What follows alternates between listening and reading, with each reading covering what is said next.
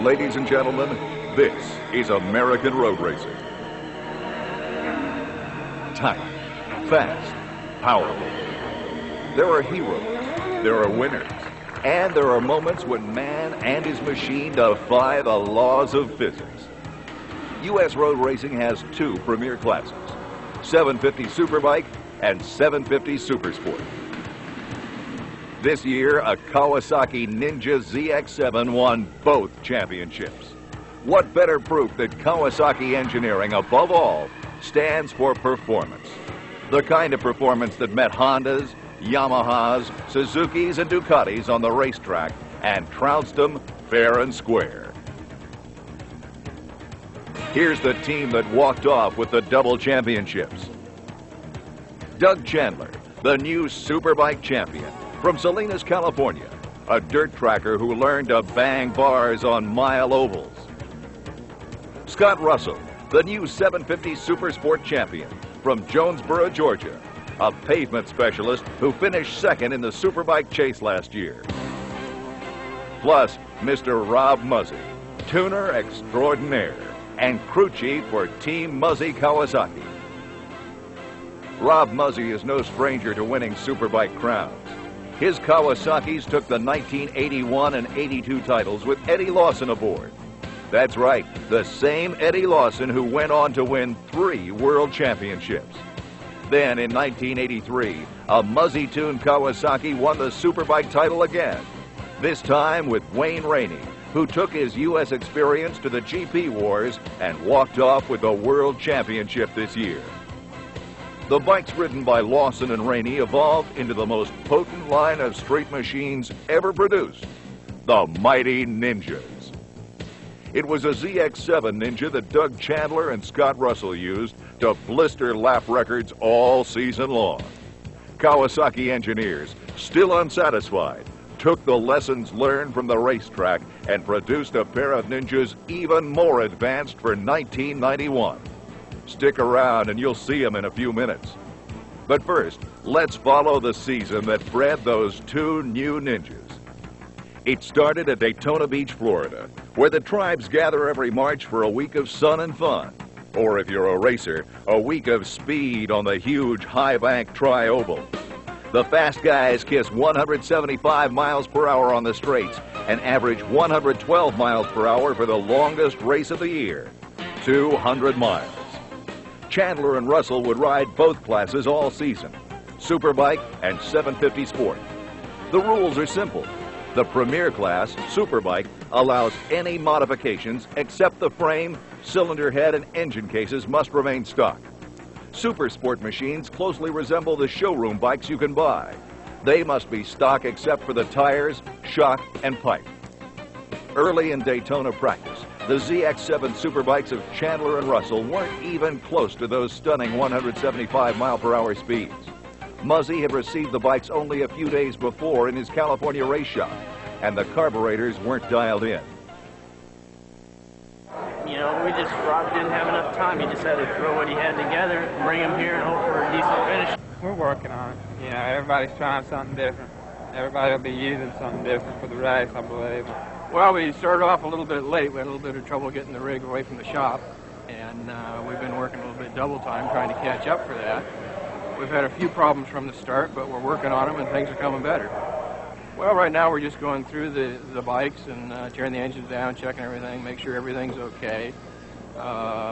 We've improved on our problem. We're going to try and make a few more changes, and hopefully we'll be right in there for the 200 miler. Supersport was another story. When the rules say keep it stock, a bike's breeding stands on its own. The Ninja bloodlines responded, and Kawasaki took 1-2, with Chandler ahead of Russell by half a second. The close-to-stock ZX7s averaged nearly 106 miles per hour in their runaway win, a new record. Meanwhile, the Muzzy crew spun the wrenches with calm precision, trying to coax a little more steam out of the Superbikes. But time was against them, as the riders gritted against 72 other machines for the 200-mile final.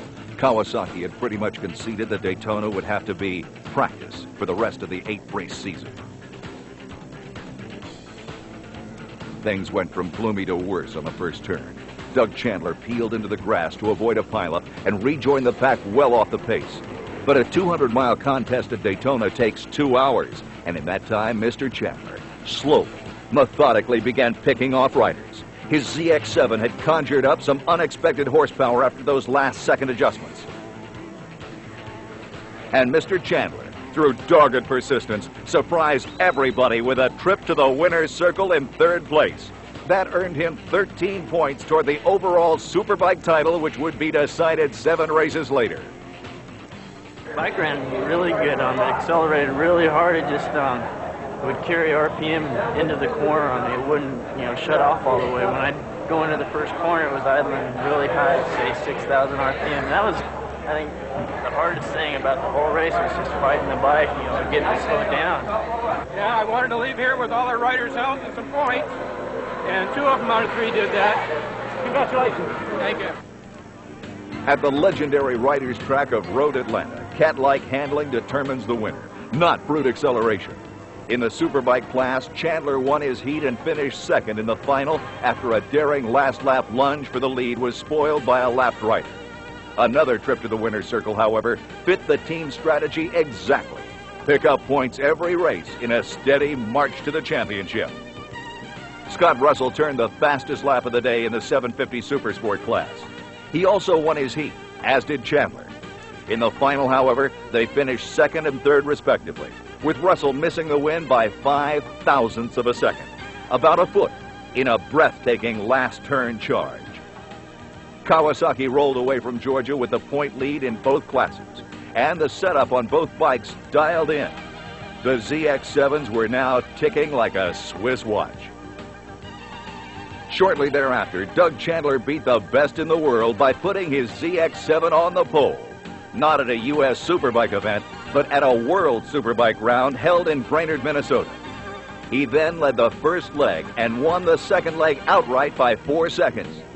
Team Muzzy Kawasaki had become a world-class act. They proved it a week later at Loudon, New Hampshire, with crushing domination rarely seen in U.S. road racing. Chandler and Russell grabbed 1st and 2nd in the Superbike class, 1st and 2nd in the 750 Supersport class, and Scott Russell, just for good measure, iced the 600cc Supersport class on a Kawasaki Ninja ZX6.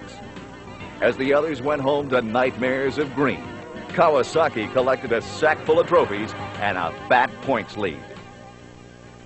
The ZX7, its 16-valve splasher, had exceeded all expectations and was fast becoming king of the track. And behind the scenes, deep inside the design computers at the factory, engineers were working on something more formidable for 1991.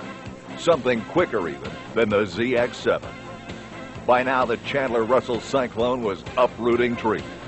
At Road America in Elkhart Lake, Wisconsin, Chandler blitzed the Superbike class again by sitting on the pole, winning his heat, and taking the checkers 6 seconds ahead of anybody else. Chandler also pounded the Supersport class by 6 seconds as Scott Russell took 3rd to retain his points lead. Miami, Florida brought racing to the city streets for the first time on the Superbike Supersport Tour. Chandler and Russell ripped down Biscayne Boulevard 1-2 in both classes. Kawasaki had just won 7 of their last 7 races entered. At Mid-Ohio, they made it 9 of 9 by finishing 1-2 in both the Superbike and Supersport class.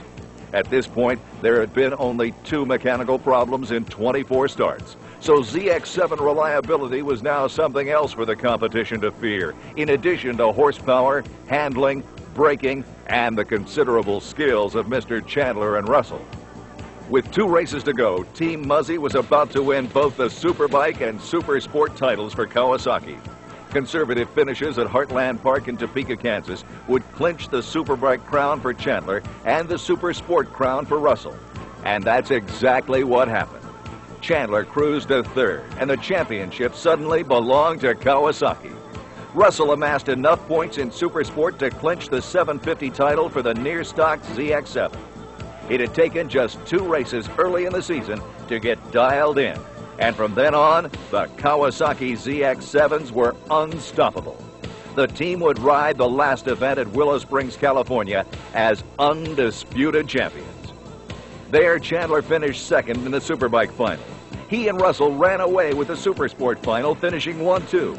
That's how the season point totals read as well, with Russell the new 750 Supersport champ and Chandler runner-up.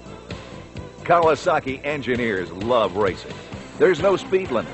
Within the restrictions of reliability and rules, they can try anything. And this year, all their experiments worked. Between Mr. Muzzy and the factory, they found a dozen ways to improve the ZX7. Would you like to see the result? Ladies and gentlemen, the 1991 ZX7R. A purebred aimed at production class competition and available in limited numbers to qualified buyers. And for the street, the brand new 1991 ZX7, based on the R model, with a completely new short-stroke engine, bigger valves, a liquid-cooled oil cooler, dual oil pumps, perimeter frame, upside-down ports, and a maintenance-free battery. One look, and the world knows you own the hottest bike in town. Congratulations to Superbike champion Doug Chandler and 750 Supersport champ Scott Russell for inspiring such incredible pieces of hardware. Ask your Kawasaki dealer for a closer look today.